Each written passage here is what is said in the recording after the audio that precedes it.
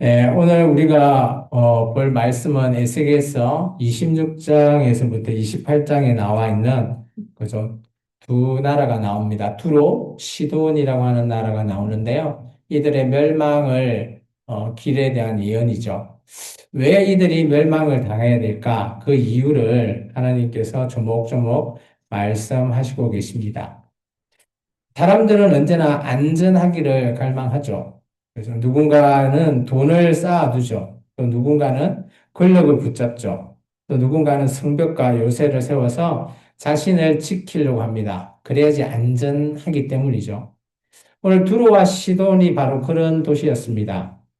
바다 위에 세워진 두로는 무역으로 그 당시 세계의 모든 것들을 흔들었고요. 시도는 정치적으로 강력한 세력으로 이름을 떨쳤습니다. 이 나라들의 위치는 저 가나안 지중해 보면 북이스라엘 맨 위쪽, 아람 위쪽에 처해 있는 나라들입니다. 그리고 두로는 그저 섬나라인데 제주도 같이 그 나라가 완전히 주위가 다 바다고요. 바다 위에 섬으로 세워져 있는 나라입니다. 그러다 보니까 이들이 얼마나 튼튼한지를 보여주고 있죠. 어, 오늘 그 사람들은 이 두 나라, 두로와 시돈을 바라보면서 저 성들은 절대 무너지지 않을 것이다 라고 생각했을 겁니다. 그러나 하나님은 그들의 교만을 꿰뚫어 보셨고 그들의 성벽을 무너뜨렸습니다. 이 얘기는 뭐 세계사적으로도 기록이 되어 있습니다. 알렉산더 대왕이 무너뜨렸습니다. 우리는 종종 투로와 시돈처럼 살아가죠. 눈에 보이는 성취, 성공을 붙잡고 그것이 우리를 꽉 지켜주고 우리를 보호해 줄 거라고 믿죠. 하지만 그저 삶의 폭풍이 몰아칠 때 우리가 의지한 것들은 마치 모래성 같이 확 무너져 내립니다. 건강이 흔들리고 재물이 사라지고 관계가 깨어질 때 그런 것들이 깨달아집니다. 진정한 요새는 누구냐? 오직 하나님뿐이시다라는 사실을 우리 이 말씀을 통해서 우리가 좀 살폈으면 합니다. 두로와 시돈의 이야기는 뭐 고대 도시의 그런 멸망해가는 이 나라들에 대한 사건을 다루고는 있지만 이것이 오늘 하나님이 주는 어떻게 보면 경고의 메시지이자 오늘 우리에게도 이런 두로와 시돈과 같은 마음을 품고 있으면 오늘 이렇게 무너뜨리시겠다라고 하는 말씀이 그대로 이어진다라고 생각되어집니다. 결국 교만이라고 하는 것은 파멸로 시작돼서 멸망까지 이르게 되고요. 반대로 겸손은 우리가 지금 상황이 좋지 않지만 회복해질 것이다. 회복되어질 것이라고 하는 소망의 길을 열어주신다라는 말씀이 26장에서 28장에 기록되어 있습니다. 좀 길긴 해서 제가 말씀을 다 읽지는 못하지만 오늘 궁금하신 분은 돌아가셔서 꼭 읽어보시기 바랍니다. 하나님은 심판 가운데서도 오늘 당신의 백성을 잊지 않으시죠. 두루와 시돈을 멸망시키면서 그 당시에 그죠 남유다가 다시 회복되어질 언젠가 그것을 하나님이 소망해 주십니다. 오늘 말씀을 통해서 한 세 가지만 오늘 생각하시면 좋습니다. 첫 번째, 세상의 요새는 하나님 앞에 언젠가는 무너질 것이다. 천홍성이라도 다 무너져 내린다. 두 번째, 교만은 이 땅의 가장 큰 죄의 뿌리라고 하는 사실이다. 우리가 오전 시간에 했지만 죄의 주인, 그게 우리를 교만하게 만드는 겁니다. 세 번째, 심판 너머에는 오늘 하나님께서 언제나 회복, 소망을 주시겠다고 하는 약속이 담겨져 있다. 이 세 가지를 오늘 26장에서 28장의 본문을 통해서 살펴보면 좋겠습니다. 그럼 첫 번째입니다. 세상의 모든 요새는 하나님 앞에 반드시 무너진다라는 겁니다. 아까도 얘기했지만 절대 무너지지 않을 거야 라고 하는 이 두로도 오늘 무너져 내렸다라는 거죠. 우리 말씀을 한번 가볼까요? 에스겔서 26장 3절입니다. 같이 한번 읽어보겠습니다. 그러므로 주 여호와께서 이같이 말씀하셨느니라. 두로야 내가 너를 대적하여 바다가 그 파도를 굽이치게 한 같이 여러 민족들이 와서 너를 치게 한다라고 합니다. 두로의 성벽은 높았고 그들의 배는 그죠 바다에 가득 되어 있어서 그 당시 무역의 최대 요충지였습니다. 그러니까 돈도 많은 거죠. 그러니까 모든 나라의 세력들이 그곳에 모여서 흩어간다라고 생각하면 됩니다. 그러나 하나님께서 흔들어 버리시면 그 철옹성 같은 이 나라도 결국은 무너져 내린다라고 하는 생각입니다.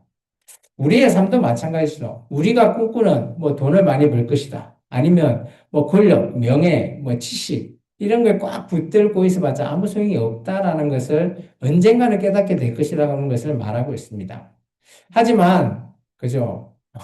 우리가 그걸 붙드는 이유가 뭘까요? 조금이나마 나를 그죠? 요즘은 우리 신세대 말로는 꽃길만 걸으려고 그런 거 붙들지 않습니까? 그런데 우리 삶에 폭풍이 몰아치면 어때요? 그런 꽃길 다 없어집니다. 쉽게 무너지는 거죠. 그래서 우리가 꿈꿔야 될 것은 뭐 건강, 뭐 돈, 이런 것들 아니라는 것을 계속해서 제가 말하고 있습니다. 정말 우리가 붙들어야 되는 것은 성경에 나오고 있는 하나님을 붙들어야 된다라는 것이죠. 성경은 이런 진리를 여러 곳에서 말하고 있습니다. 뭐 다윗의 대표적인 시편 18편 있잖아요. 여호와는 나의 반석이시요 나의 요새시요 나를 건지시는 이시요 나의 하나님이시요 내가 그 앞에 피할 나의 바위시요 나의 방패시요 나의 구원의 뿌리시요 나의 산성이시로다.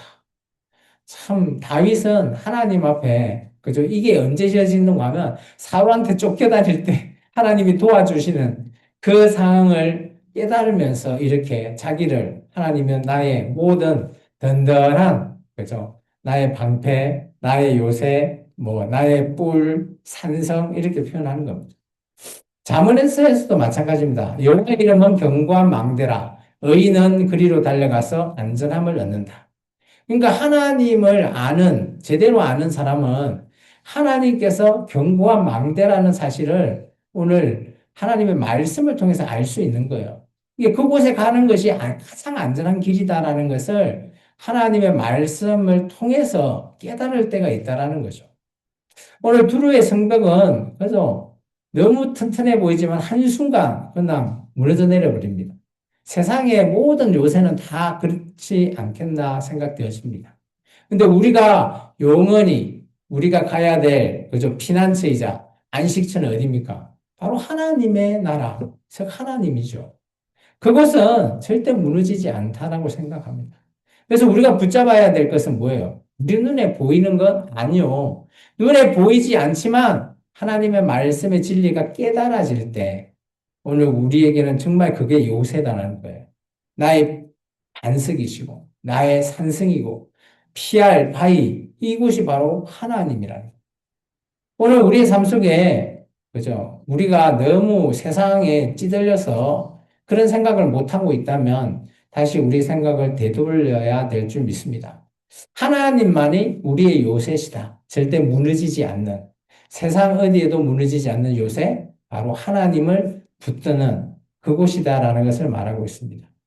그러면 이런 두루와 시돈이 왜 무너졌을까? 하나님께서는 그들을 교만하다라고 말씀했습니다. 교만. 교만이 뭔거 아시죠? 교만. 오늘 말씀을 한번 볼까요? 우리 조금 26장인데 28장까지 한번 가보겠습니다. 27장은 노래예요. 나 읽어보면 되고요. 28장에 가보겠습니다. 28장이 2절입니다. 같이 읽습니다. 인자야, 너는 두로의 왕에게 이르기를 주 여호와께서 이같이 말씀하시되 내 마음이 교만하여 하나님의 자리 곧 바다 가운데 앉아 있다 하도다. 내 마음이 하나님의 마음같이 체할지라도 너는 사람이요 신이 아니거늘. 지금 두루가 너무 잘 나가니까 자기가 마치 신인 것처럼 생각했다라는 거예요. 두루의 왕은 가진 부, 지혜 뭐 이런 것들이 뭐 다른 사람들 보기에는 거의 신격화 되어버린 거죠. 신이 아니고 신격화라고 제가 표현했습니다. 근데 잘 생각해 보세요. 신격화가 투루 때만 있나요? 아니요. 요즘 시대에도 그죠? 잘 나가는 사람 어때요? 팬덤이라고 하지 않나요? 팬덤? 팬덤들이 모여서 그 사람을 마치 신처럼 신격화 시키지 않습니까? 뭐 여러 곳이 있어요. 아이돌만 그러나요? 아니요. 정치인들 팬덤도 만만치 않아요. 이게 우리 세상 곳곳에 이렇게 팬덤들이 모여서 신격화를 시키는 게, 그죠? 요즘 그게 아니에요. 옛날부터 있어 왔던 인간의 어떻게 보면 보호 본능? 그런 거예요. 신격화를 시키는 게. 왜냐? 신격화를 시키면 나를 구원해 줄 것 같거든. 내가 안전할 것 같거든. 그렇기 때문에 이게 옛날이나 지금이나 앞으로 뭐 우리 후손들 때도 이게 없을까요? 아니요, 있을 거네요. 그러다 보니까 어때요? 그 신격화된 대상은 단순히 교만해지지 않을까요? 그렇게 교만이 오늘 문제가 된다라는 겁니다. 교만에 대해서는 성경에서 많이 얘기하고 있습니다. 잠언서 16장에 보면 교만은 패망의 선봉이래요. 패망의 지름길이지, 먼저지. 그만한 마음은 넘어짐이 앞잡이다. 이게 교만과 거만한 것은, 그죠? 완전히 멸망으로 가는 길이다라는 거예요. 야고보서가 이런 말을 했습니다. 야고보서 4장 6절에 보면, 그러나 더 큰 은혜를 주시나니, 그러므로 일렀으되, 하나님이 교만한 자를 물리치신다라고 합니다.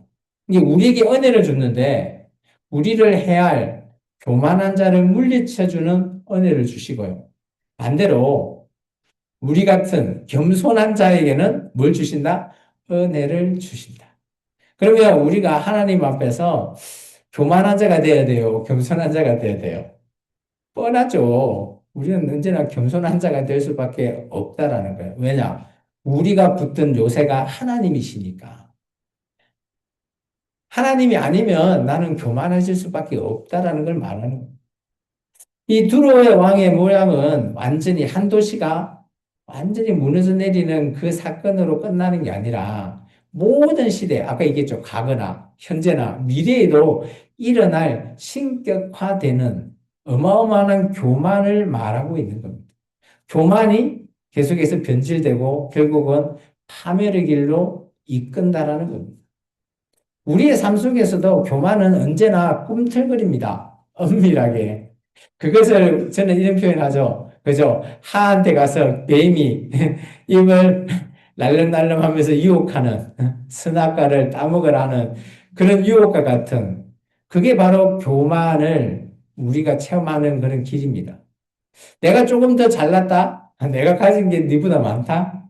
뭐 이런 착각이 우리를 교만하게 만드는 거예요. 근데 하나님이 없어도 살 것 같아. 뭐 그런 식으로 유혹하지 않을까요? 근데 여러분 잘 생각해 보십시오. 하나님이 없어도 살 것 같아요? 살지 못할 것 같아요? 아유, 우리 권사님은 믿음이 특출나십니다. 어. 근데 우리가 사다 보면 하나님 보이도 않았는데 내가 하나님 없이도 살 수 있지 않을까? 뭐 이런 생각이 들 때도 있어요. 이게 교만이라는 거예요. 반대로 겸손은 뭐예요? 하나님이 가장 기뻐하시는 태도입니다. 겸손은 나를 그나 무릎 꿇고 낮추는 게 다가 아니에요. 그렇게 낮추는 걸 겸손이라 하는데 그게 아니고 이 성경에서 말하는 겸손은 그래서 하나님을 높이는 거예요. 나를 낮추는 게 아니라 하나님을 높이면 나는 당연히 낮아지게 돼 있는 거죠.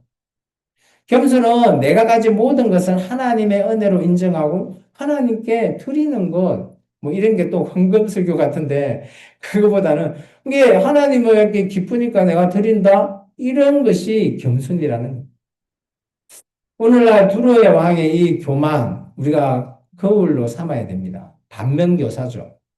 그들의 교만이 가장 큰 죄의 뿌리가 되었어요.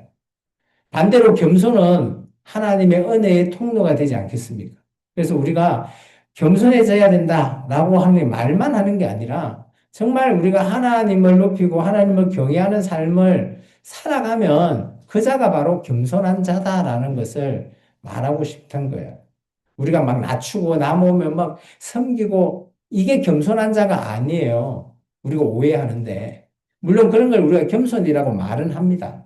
정말 겸손한 자는 하나님을 높여주고 하나님과 동행하며 살아가는 자, 그 자가 겸손한 자예요.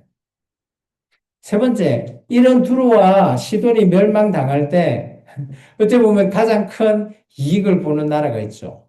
누굽니까? 바로 하나님의 백성.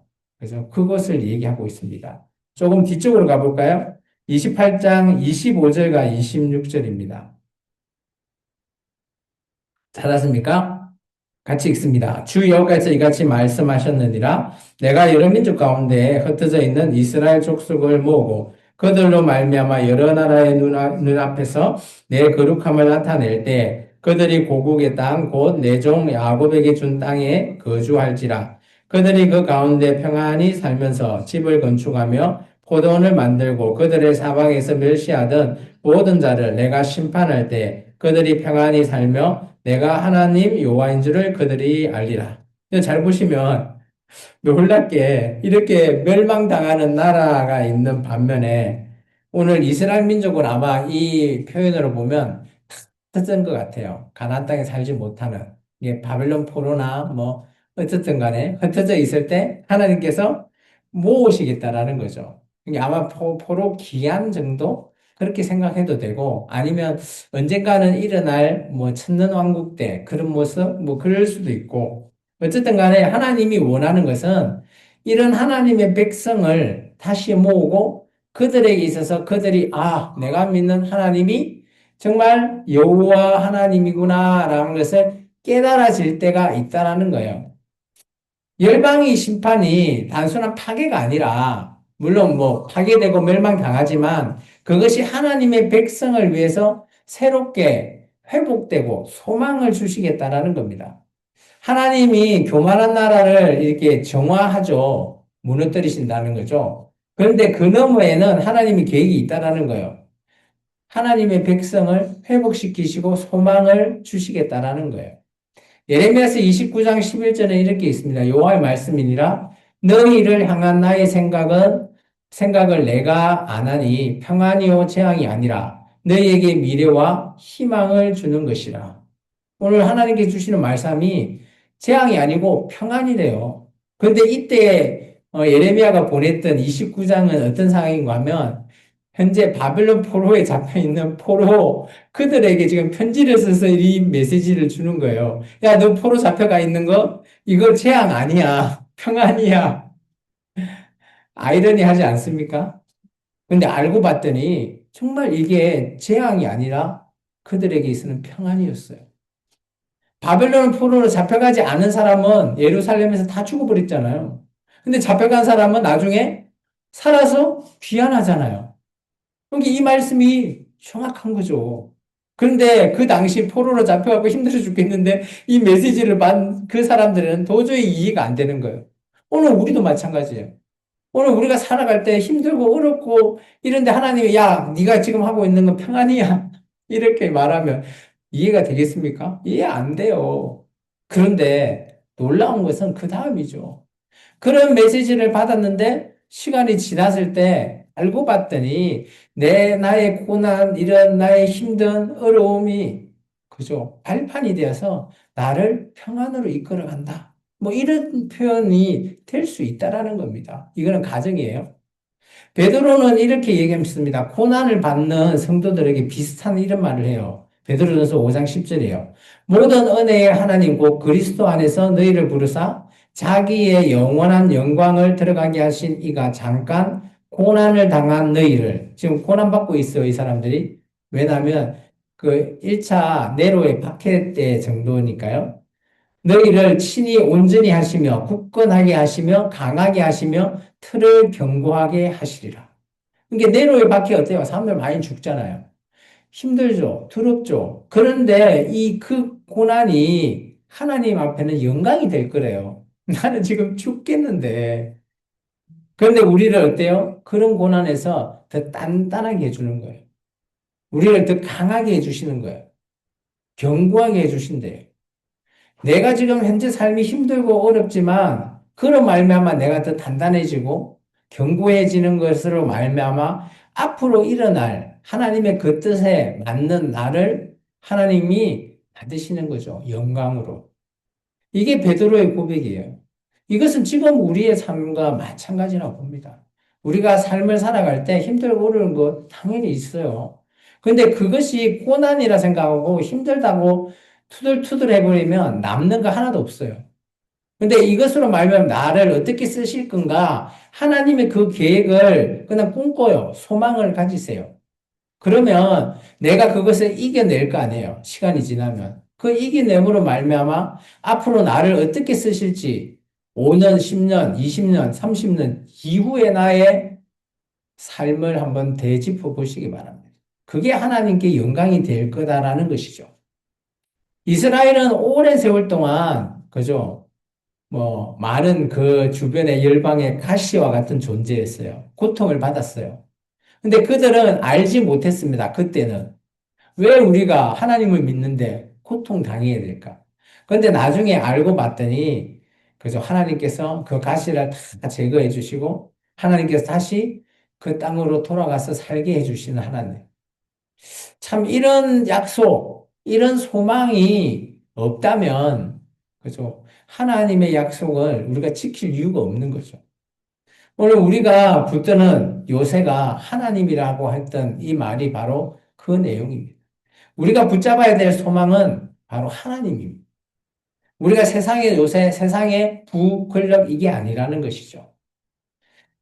말씀을 마무리할까 합니다. 오늘 두로와 시돈이라고 하는 이 도시는 고대 도시이면서 물론 그 당시 잘 나갔던 도시입니다. 근데 하루아침에 무너져 내려버려요. 이거로 말미암아 세상에 아무리 그저 견고하고 철옹성 같지만 그런 모든 성벽들은 언젠가는 무너져 내린다라는 겁니다. 그런데 이 땅에 무너져 내리지 않는 요새가 있다라는 겁니다. 그것은 바로 하나님이시죠. 하나님만이 영원한 요새가 된다는 사실을 말하고 있습니다. 그래서 너희가 언젠가는 회복될 때, 내가 믿는 하나님이 진짜 참 하나님이었구나. 라는 것을 깨닫게 될 때가 있다라는 거죠. 하나님 백성들이. 이러다 보면 삶을 되돌아볼 때, 오늘 우리가 두로와 시돈처럼 살고 있지 않는가를 우리가 먼저 찾아봐야 되죠. 내가 편하다고 내 마음대로 사는 것, 이거는 두루와 시돈처럼 사는 거예요. 내가 가진 것, 내가 이루는 경험, 나의 성취, 이거는 두루와 시돈 사람들의 생각과 똑같은 생각. 이제 그런 것들 붙잡지 말라라는 거예요. 오전 설교와 또 이어지는데 그런 것들이 뭐라고요? 옛사람이라고. 옛사람을 어때라고요? 던져버리십시오. 그래야지 우리가 누굴 붙잡을 수 있다고요? 새 사람, 새 생명인 예수 그리스도를 붙들 수 있어요. 하나님을 붙들 수 있다라는 겁니다. 오늘 우리에게 필요한 것은 교만이 아니고요. 교만을 버리는 옛사람을 벗어버리고 겸손히 하나님께 돌아가는 것. 새 생명으로 오늘 살아내는 것입니다. 하나님을 요새로 삼는 자는 절대 흔들리지 않고요. 무너지지 않을 겁니다. 우리가 의지할 자는 바로 옆에 있는 사람이 아니라 하나님이시라는 사실을 꼭 기억하시기 바랍니다. 세상의 요새가 아니라 하나님의 요새를 붙들고요. 교만이 아니라 겸손으로 살아가고 절망이 아니라 회복의 소망으로 살아가는 그런 삶 기쁘지 않겠습니까? 오늘 이 시간 이후 우리도 그런 삶을 살아가기 위해서 뭘 해야 된다? 하나님을 꽉 붙드시기 바랍니다. 붙잡으십시오. 나의 옛사람은 벗어버리고 내가 붙잡아야 할 것은 하나님. 네. 오늘 설교는 여기까지입니다. 감사합니다. 기도하겠습니다. 주님 감사합니다. 오늘도 귀한 말씀을 통해